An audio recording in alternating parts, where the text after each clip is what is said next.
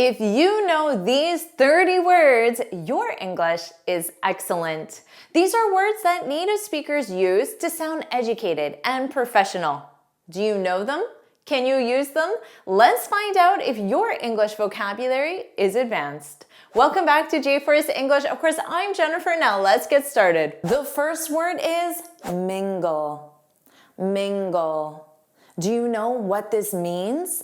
Understanding meaning depends on context. So here's an example sentence. She enjoys mingling with colleagues at after-work events.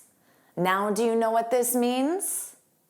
Mingle is a verb. You could tell by the sentence structure she enjoys doing something, an action. Now, to mingle, this means to move around and talk with different people in a social setting. And that's how it was used in that example. It can also mean to mix or combine. So I'll share an example of that as well. So to move and talk, you can say at the conference, guests mingled over coffee before the keynote speech. So there was talking and there was movement as well. Now, in terms of mix or combine, this sounds quite poetic. You might say the smell of fresh bread mingled with the aroma of coffee in the cafe. So those two smells combined and mixed. Don't worry about taking notes. I summarize everything in a free lesson PDF. You can find the link in the description. Now let's listen to some natives using this word in real speech. We're going to mingle here for a little while. And again, those are groups that don't often mingle. This let their genes mingle and expanded the gene pool. Our next word is loom. Loom. Dark clouds loomed on the horizon. What does this mean? Well, hopefully you know that it's a verb, and this means to appear as a large, uncertain, or threatening shape. Now, it can also mean to seem about to happen. So those dark clouds, they could represent a threatening shape. Now, let's listen to this one. The deadline looms closer every day. So this sounds like the deadline is getting closer, but it's threatening. Here's another one that sounds threatening or uncertain. A tall figure, so a figure is an outline of a person. A tall figure loomed over him in the dark hallway. That sounds like something you would read in a horror story. Deadlines loom, competing commitments clamor for our attention. President Trump ends the year defiant, but challenges loom. Let's see if you know this very common word, pebble. Pebble. I think I have a pebble in my shoe. What is a pebble? Well, you know it's a noun. A pebble is a small, smooth stone found on beaches or riverbeds. I personally have pebbles all over my yard because they're used to cover the path instead of concrete. So you can say the path was covered in pebbles. It's really quite pretty. Or you might say she carried a lucky pebble in her pocket. A lot of people have a lucky charm. A beautiful pebble that you found on the beach could represent that. Every pebble that you see on the ground there is a piece of dinosaur bone. That one person can be like a stone, a pebble, thrown in a lake. This is an image of a pebble mosaic that I created. How about dabble? Dabble. He dabbled in photography during college. So what does this mean? You know it's a verb, right? You saw it in the past simple. Well, if you dabble in something, in our example, photography, it means you take part in an activity, but in a casual or superficial way. So you're not dabbling with your English, you're serious, right? But there are many times when you do just dabble for pleasure, for general interest, curiosity. For example, I'm not a serious musician. I just dabble from time to time. Or many people dabble in cooking new recipes, but never get serious. And that's okay. We knew we would always dabble in that because it was something like a hobby that we enjoyed. Well, today I kind of dabble in a little bit of everything. The military is not supposed to dabble in domestic affairs. Our next word, pry. Pry. She hates when neighbors pry into her personal life. What does this mean? Well, you get the sense that it's something negative, right? She hates. And you know, it's a verb. To pry means to try to find out private information about someone or something. It has another meaning, and it's when you open something with force. But with the first meaning, to find out personal information, we commonly say, I don't mean to pry. I don't mean to pry, but, and now you're going to ask someone a personal question that you're not sure if they feel comfortable talking about. So you use I don't mean to pry to acknowledge that you're asking about a personal question. I don't mean to pry, but did you set a date for your wedding yet? Maybe this is a sensitive topic for that person. Now, to try to force open, you can say he pried the lid off the paint can. It was difficult to open. We also need to periodically pry them away from their modern miracles. You don't have to pry into people's inner work lives. In fact, that would really be a bad idea. Along with Peter, she's going to pry open the lid for us on how the lobby works. Are you enjoying this lesson? If you are, then I want to tell you about the Finally Fluent Academy. This is my premium training program where we study native English speakers from TV, movies, YouTube, and the news so you can improve your listening skills of fast English, expand your vocabulary with natural expressions, and learn advanced grammar easily. Plus, you'll have me as your personal coach. You can look in the description for the link to learn more, or you can go to my website and click on Finally Fluent Academy. Now let's continue with our lesson. Our next word, hunch. Hunch. You might say, I had a hunch she would get the promotion. Oh, I had a hunch. So hunch is a noun, and a hunch is a feeling or guess based on intuition rather than evidence. For example, his hunch, because it's a noun, it belongs to him, his hunch about the weather turned out to be right. So he didn't look at the forecast, he just felt like it might rain, even though it was a beautiful day. And guess what? It rained, so his hunch was right. Or you can say they followed a hunch and discovered a great new restaurant. They didn't have any evidence, it was just this feeling, a hunch. We tested her and her hunch proved correct. I think she had the hunch that I wanted to be an actor. You know, it's my hunch. Just do it. Don't think about it. How about urge? Listen to that pronunciation, urge.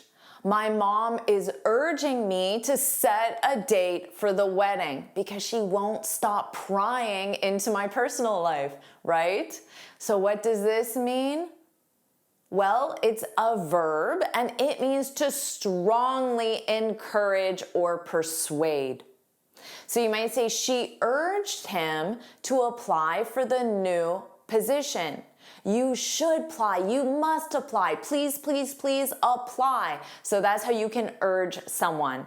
Or the ad urges customers to try the latest product. But Howard urged me to open myself up to uncertainty. Baron Cohen urged the billionaire club, dubbed the Silicon Six, particularly Facebook CEO Mark Zuckerberg, to take more responsibility. I really urge you to pay attention to every bit of what you put into the dish. Let's review cling. Cling. The child clung to her mother during the storm. What does this mean? Well, you know it's a verb, and you just learned that it's an irregular past simple, clung. And the verb cling means to hold on tightly. Now, it can be physically, so the child clung to her mother, but it can also be somewhat emotionally as well. So physically, you can even say wet clothes clung to his body after the rain. So you know what a t-shirt feels like when it's soaking wet. It clings to you. Now, more emotionally, you might say some employees cling to old habits. So they hold on tightly, but it's not to something physical, it's a habit, instead of adapting. It must also be attracted to the glass, causing it to cling to the side. So we don't have to cling on to things that just don't work. But we will always cling to the comfort of what appears to be useful. Do you know this word? Blunt. Blunt. She gave a blunt answer to the question. Blunt is an adjective. It means direct and straightforward, but sometimes in a way that seems rude. So he was known for his blunt way of speaking. If he doesn't like your shirt, he says, "I don't like your shirt." He's very direct and straightforward, but that can seem rude sometimes, right? It depends. Or remember when I explained we add, "I don't mean to pry, but..." We often use the same technique and say, "I'm sorry to be blunt, but..." You're apologizing in advance for saying something very directly that may seem rude. "I'm sorry to be blunt, but..." You're not qualified for the position. Because to be brutally blunt, they put test prep on steroids. If I may be blunt, why are you here on the Vogue floor? Well, he lost his patronage, but he's very blunt about it himself. Let's review brash. Brash. Teenagers can sometimes seem brash without meaning to. What does this mean? Brash is an adjective. It means confident, but in a rude, noisy, or pushy way. So not a positive way. You might say his brash behavior annoyed his coworkers. So maybe he felt so confident in his idea, but he was pushy about it, and he told everyone else their idea was bad. Or the salesperson made a brash pitch to the clients, the similar meaning as I just explained. He was brash, irreverent. Most commonly, we associate these traits with brash men. Bernini was a brash young man of 25 when he sculpted this. Let's review aloof. Aloof. My teenager is so aloof. Well, this is an adjective. This often describes teenagers. It can describe anyone though. If you're aloof, it means you're not friendly or forthcoming, so you're rather emotionally distant. If you ask your 16-year-old son how his day was and he's just like, good, maybe you could describe that person as aloof. Or you might say she remained aloof during the meeting. So she didn't say a lot, she didn't show her emotion, so you don't know if she's happy, upset, you just don't know.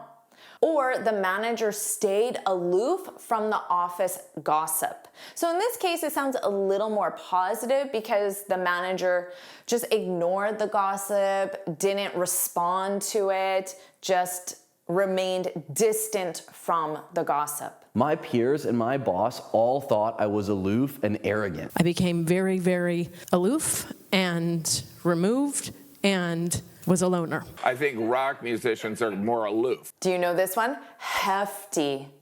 Hefty. She received a hefty raise after her performance review. This is an adjective and it's positive. It means large, heavy, or substantial. So in the context of a hefty raise, that's very positive. A large raise, a substantial raise. But it can also mean heavy. He carried a hefty bag of groceries. Or in this case, it's not positive because the company paid a hefty fine. A fine is a penalty, a financial penalty. So you want the penalty to be small. You don't want it to be hefty for breaking the rules. That's why they have to pay the hefty fine. To 1 is still a hefty ratio. It's a little hefty. I'm drizzling each with a hefty hit of yellow food coloring. Let's review bolster. Do you know this word? Bolster. The data bolsters our argument. Bolster is a verb, and it means to support, strengthen, or improve. So he tried to bolster her confidence before the speech. That's a positive thing. Or extra funding will bolster the research project. It will improve it. Let us seize this moment together. Let us bolster security. Let us seek new avenues of peace. I can bolster my own identity. And that's why we'll continue to bolster the defense of our frontline allies in Poland and Romania. Do you know the word meager? Meager. Dinner has been meager since I lost my job. So always look to context. If the person lost their job, well, it's probably negative, and it is in this case. So meager is an adjective. It means very small or insufficient in amount. You can say the workers received a meager salary. Not a positive thing. Or they survived on meager resources during the trip. They had insufficient, very small amount of resources. They had like very plain, bland food, a meager diet. A lot of sales guys will come from meager backgrounds. The price for the 7 vertebra is a meager $295. Let's review daunting. Do you know this word? Daunting. Climbing the mountain looked daunting from below. Again, look to context for meaning. This is an adjective. It means seeming difficult to deal with or intimidating. Starting a new job can be daunting, intimidating, difficult to deal with. She faced the daunting task of organizing the event. So just by adding the word daunting, you know that organizing the event seems like a difficult, challenging task. 1,048,576 discs would be daunting, but entirely doable. It was daunting to think about the scope of the project. It was daunting. It had really beaten it out of me. So how many of those 15 words did you know?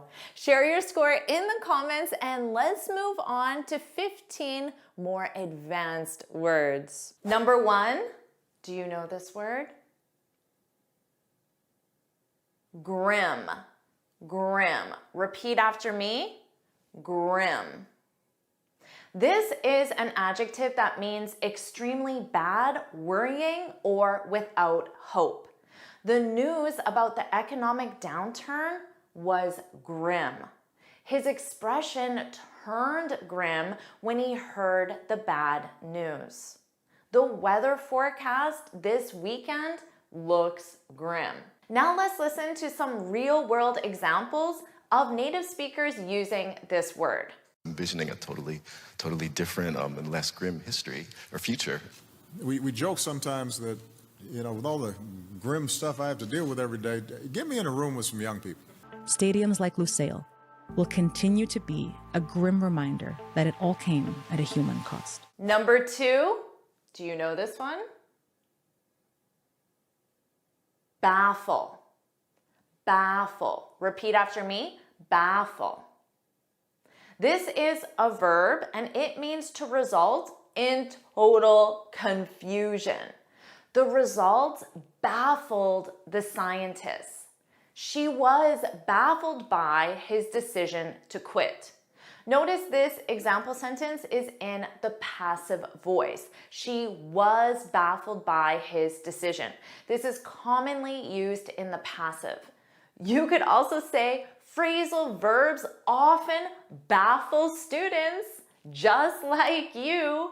But don't worry, that's why I'm here to help you learn all of these words so they don't baffle you, so you're not baffled by them. So if you agree that I can help you learn these words, put that's right in the comments. Now let's listen to some real native speakers using this word. Entertain, provoke, and baffle audiences all over the world. But who is he? What searchers found continues to baffle people to this day. There's still a ton about nature's creations that baffle us to this day. Number 3, how about this word? Demeanor. Demeanor. Repeat after me. Demeanor. This is a noun. It's one's way of looking and behaving. Having a patient demeanor is an important quality for teachers. I'm sure you would agree with that. If you do, then put that's right in the comments. Despite his serious demeanor at work, he has a great sense of humor. The manager's friendly demeanor made the new employee feel welcome. Now let's listen to some real-world examples from native speakers. His folksy charm and grandfatherly demeanor endeared him to the media and his at-home audience. But he has this Queen's tough guy demeanor that rallies the base. If you're a leader, your demeanor is going to carry to your team.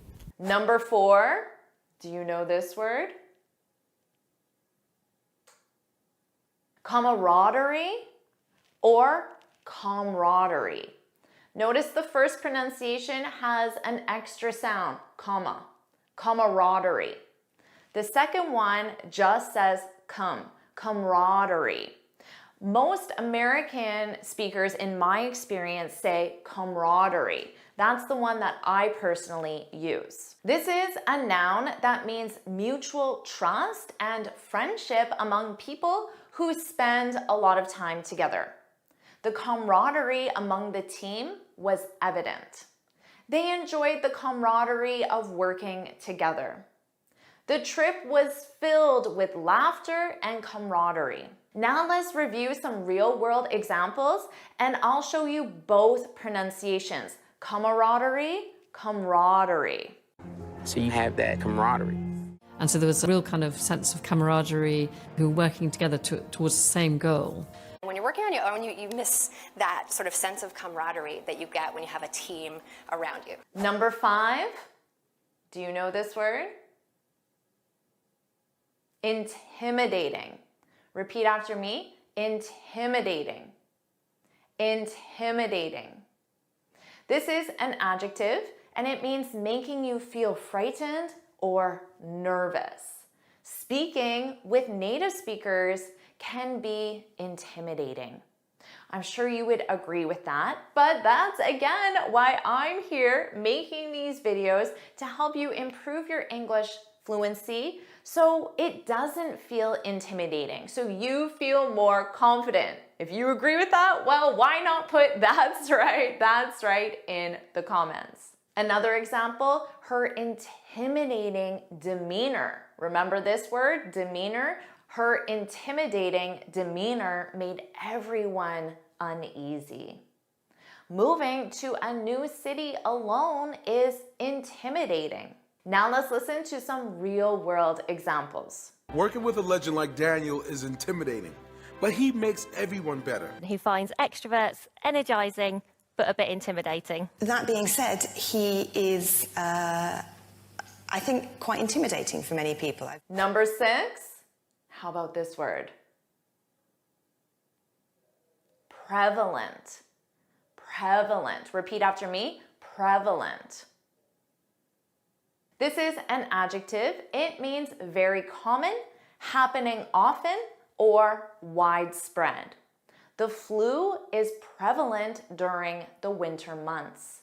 Smartphones have become prevalent in today's society. They're everywhere. They're widespread. They're prevalent. Droughts are prevalent in this area. Now let's listen to some real-world examples from native speakers. It's there, but it's not as prevalent as you think. Let's walk through 3 of today's more prevalent theories. The duration and technology risk that's very prevalent in 60-40 portfolios. Number 7, do you know this one? Blatant. Repeat after me. Blatant. Blatant. This is an adjective, and it's when doing a bad thing, but you're doing it intentionally or openly for everyone to see. For example, his blatant disregard for the rules got him in trouble. So he didn't follow the rules, but he did it openly in front of everyone. He wasn't trying to hide it. It's blatant that you're trying to cheat on the exam.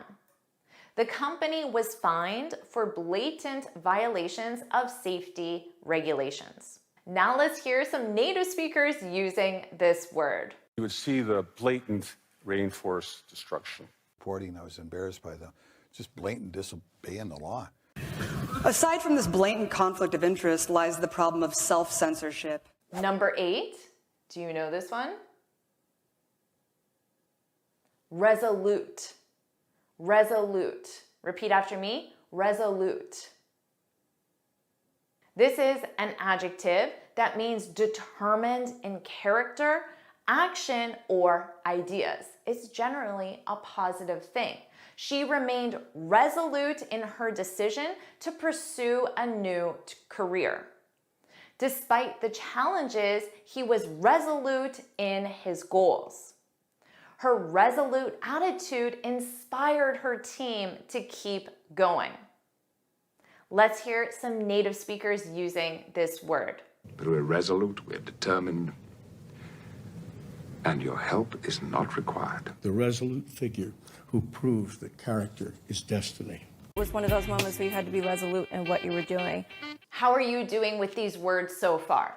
Let's keep going with number 9. Do you know this word? Hinder. Hinder. Repeat after me. Hinder.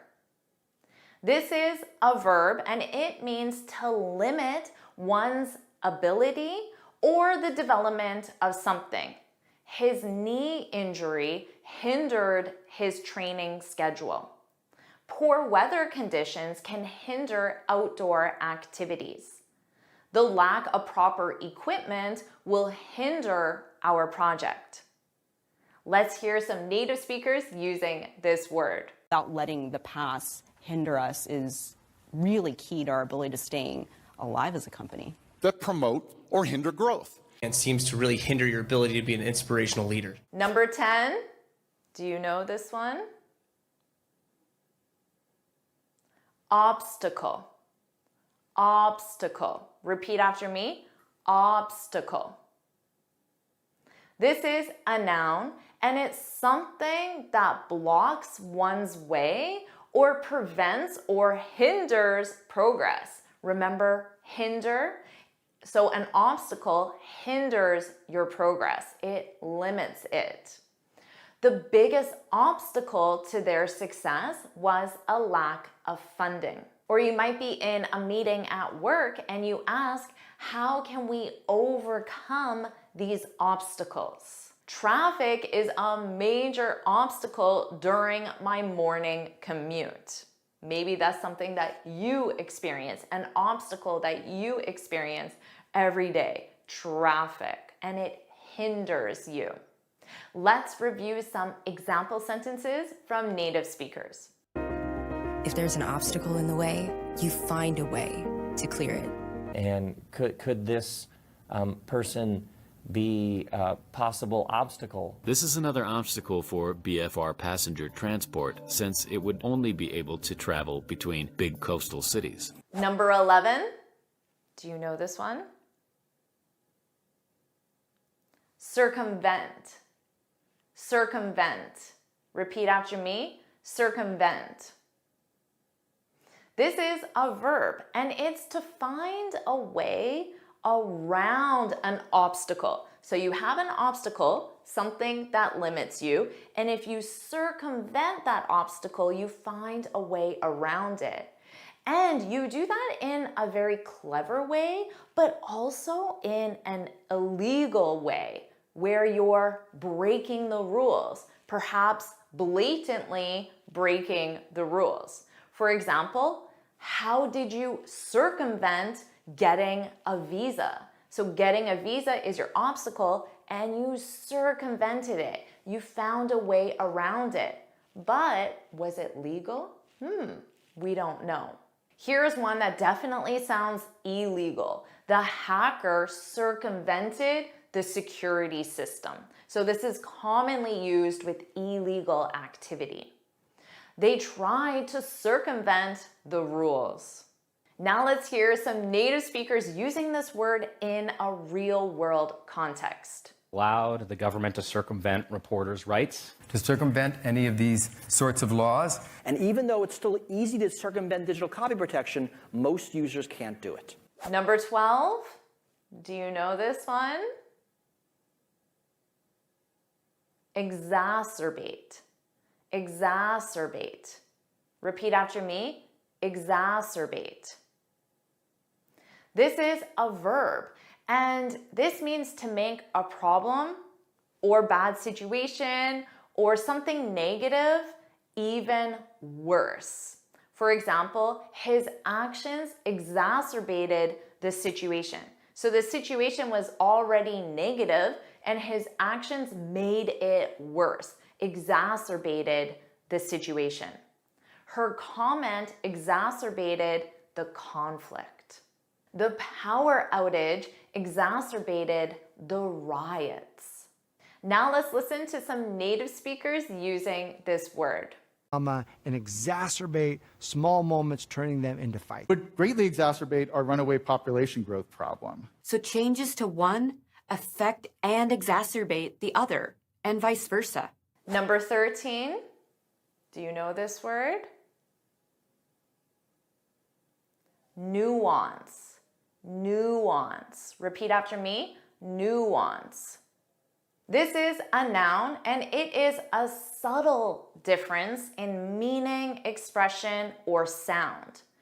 This is an excellent word to use as a language learner in any language, especially English. For example, understanding the nuances of English idioms, those small differences, those subtle differences, the nuances, can greatly improve your fluency.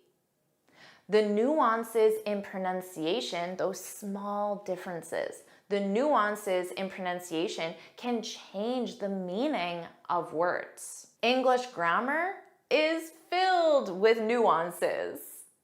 And again, that's why I'm here to help you. So put, that's right, because I'm here to help you learn and master all the nuances of the English language. So now let's listen to this word by native speakers, and you can listen to the nuances. Sometimes there's a shade of nuance or meaning that feels important and useful. That eliminates all the nuance of the normal distribution. But the answer has some nuance and can depend on where we're looking in time and space. Number 14, do you know this one? Disdain. Disdain. Repeat after me, disdain. This is a noun and it's the feeling that someone or something is unworthy of one's attention, support, or respect.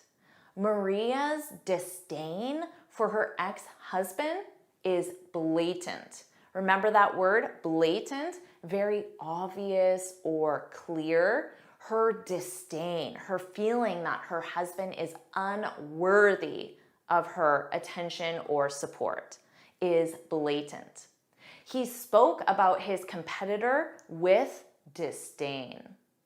Disdain for the new policy was evident among the employees. Let's listen to some native speakers using this word. There is our disdain for the status quo. The very word modesty is often met with such disdain, especially among the younger high school crowd. Have to be paid for by the taxes so bitterly disdained by the GOP. Number 15, do you know this word? Pivotal. Pivotal. Repeat after me, pivotal. This is an adjective. It means of crucial importance in relation to the development or success of something else. For example, the decision was pivotal to the company's future. He played a pivotal role in the negotiations. Her speech was a pivotal moment in the campaign. Or maybe, how about this example? JForrest English is pivotal to my English fluency. Would you agree with that? It's of crucial importance. It's extremely important. It's pivotal. I hope you would agree with that. Put that's right. Why not put that's right in the comments if you agree that it's pivotal. Now let's listen to some native speakers using this word. The treaty marked a pivotal moment in Middle Eastern history. That first 90 seconds is pivotal. Play a pivotal role in the stress and well-being of a workplace. To answer that pivotal question. So, is your English excellent? Did you know all of these words or some of these words? Now don't worry, even if you knew none of these words, that doesn't mean your English is terrible. That means you just learned 15 new words, so congratulations. And I want you to share your favorite word from this list in the comments below. Mine is camaraderie, because I love that feeling of closeness, trust, friendship. It's a positive word. And also, I had no idea there was another pronunciation that some people say camaraderie. I had no idea. So I learned something new today with this lesson, and I want you to remember that I learn new things about the English language every single day. Learning is truly a lifelong process. So celebrate it and have fun. I hope these lessons help you. If you enjoyed this lesson, make sure you like it, share it with your friends, and subscribe so you're notified every time I post a new lesson. And you can get this free speaking guide where I share 6 tips on how to speak English fluently and confidently. You can click here to download it or look for the link in the description. And you can keep expanding your vocabulary with this lesson. Make sure you watch it right now.